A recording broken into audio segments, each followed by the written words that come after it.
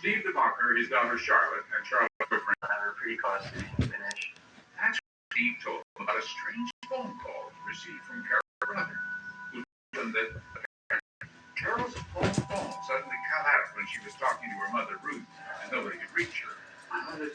Charlotte's phone call received from Carol's brother, who told them that Carol's phone suddenly cut out when she was talking to her mother Ruth, and nobody could reach her. Charlotte reacted. She was worried. Charlotte said she texted her earlier that evening that she'd gone there. Now, she called her. Voicemail. Hey Mom, Char. I heard from grandmother that something happened while you were on the phone and she's kind of worried about you, so I wanted to text you and see if everything's okay and kind of getting worried about you. So if you want to text me back or call me or something, just let me know that you're okay and that everything's okay. The beginnings of panic bubbled up in Charlotte's brain. If you want to text me back or call me or something, just let me know that you're okay and that everything's okay. The beginnings of panic bubbled up in Charlotte's brain. She and her boyfriend called around the local hospital, but nobody in Carroll County had been admitted. So this is night now. Is there any thought going on? Yeah, we talked about it. Steve was concerned about Carol, of course, but as her now ex-husband, he had a concern too.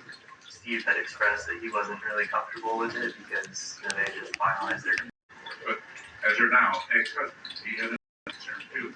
Steve had expressed that he wasn't really comfortable with it because they had just finalized their divorce. And, he didn't feel comfortable invading her privacy.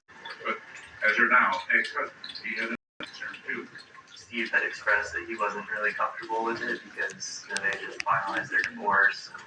And, he didn't feel comfortable invading her privacy if she was with, another guy on a date or something like that. So we decided that Charlotte's ordinary.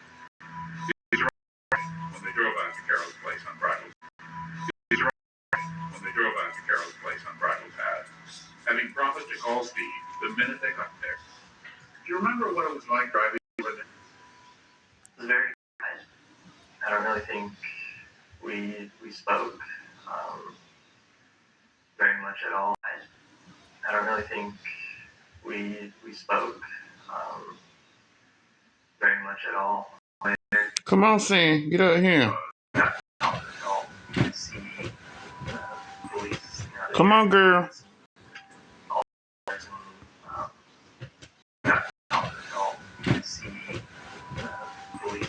Come on, girl. Just the worst thoughts are kind of going through, my mind at that point. That almost did you hear it before? Did you hear it? Right, yeah. Kind of feel it in your stomach for sure. Kind of feel it in your stomach for sure. And we got closer to that house and so people running, guys passing through and trying to know this is my mom's house and so I'm sorry to tell you that, Carol passed away. At that point, she just immediately broke down.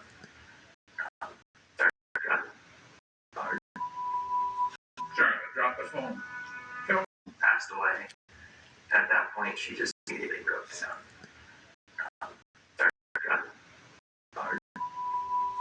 Charlotte dropped the phone. Fell to pieces.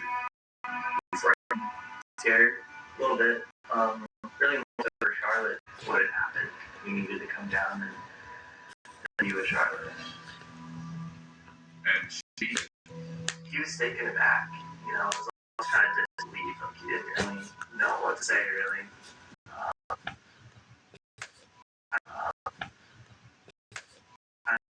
I'm choking back the tears a little bit. And that was hard. But anyway, Steve rushed over to Carol's house. The detective. Someone else talked to the detectives too. The man who showed up just minutes. Someone else talked to the detectives too.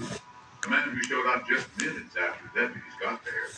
Jim Knapp, Carol's boarder, the man who'd been living in the guest house. Down there. Coming up, it was certainly a gruesome scene.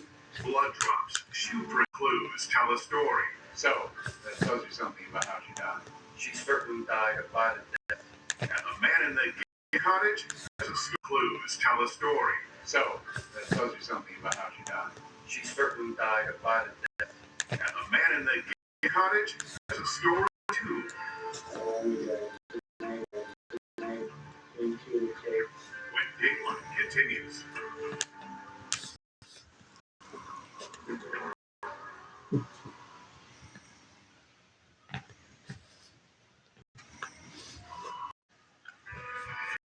Yavapai County Sheriff's deputy was dispatched to Carol's house on Bridle Path. Found the home dark, eerily quiet. He shone a flashlight through a window. Saw a bookcase toppled over. And blood everywhere. Saw a bookcase toppled over. And blood everywhere. Excellent history of Mike Session was pulled in the strangest careers. The kind of thing he had moved to Prescott to avoid. It's a little community nestled in the pines, and not a whole lot of crime, especially from what I was used to. Sachet put in 27 years in the Phoenix Police. This job of the Yavapai County Attorney. Police officers were supposed to be an escape from big years in the Phoenix Police. This job of the Yavapai County Attorney. Police officers were supposed to be an escape from big city crime. Here he was, middle of a July night. It was very brutal homicide. Where the book was supposed to be an escape from big city crime. Here he was, middle of a July night. It was very brutal homicide. Where the book was. It was off in onto the walls and other items.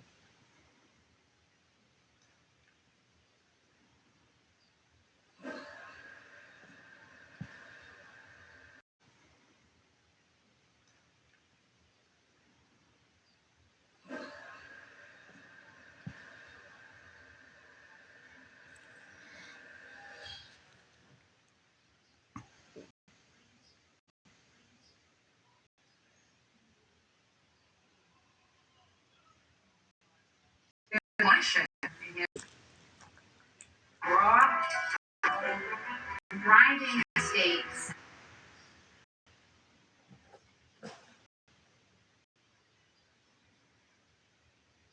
And the betrayal of the trust of the community. I'm not as on a community.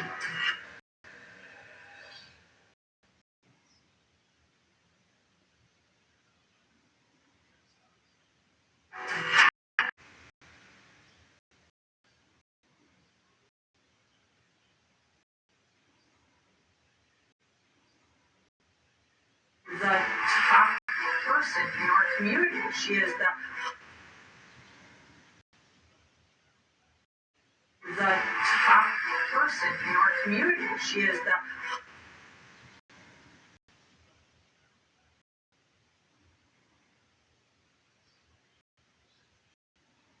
highest ranking African American. She's a state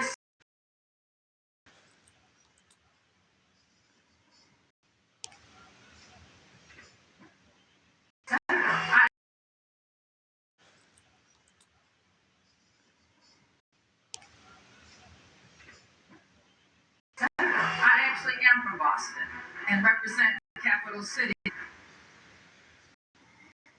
If that's truly the best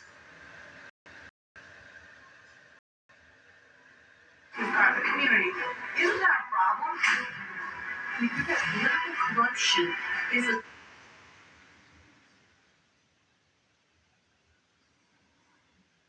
serious crime. It's sort of like a cancer. She did a lot politically. She did. She just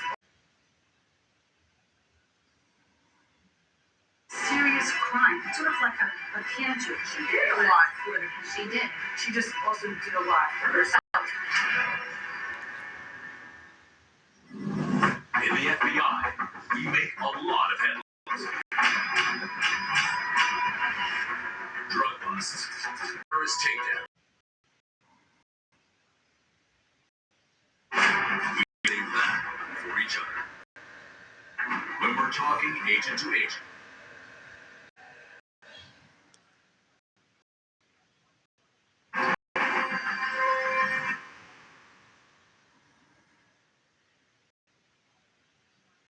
This is FBI True.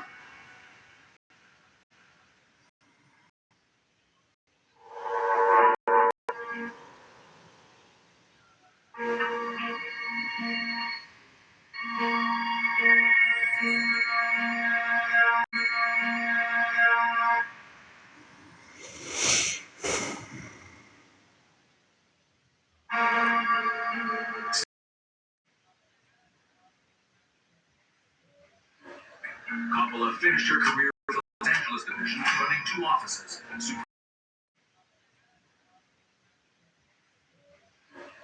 Coppola finished her career with the Los Angeles division, running 2 offices and supervising investigations and providing security for special.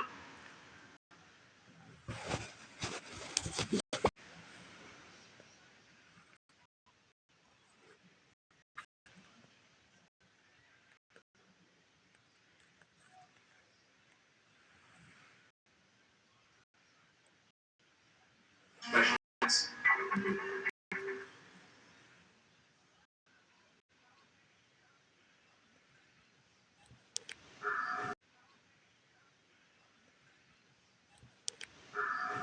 So you guys were telling me about the big case you worked on with the subject was Diane Wilkerson. Yep. Right. Wilkerson, trailblazer, the first black woman to be a partner in a major law firm in Boston, and the first black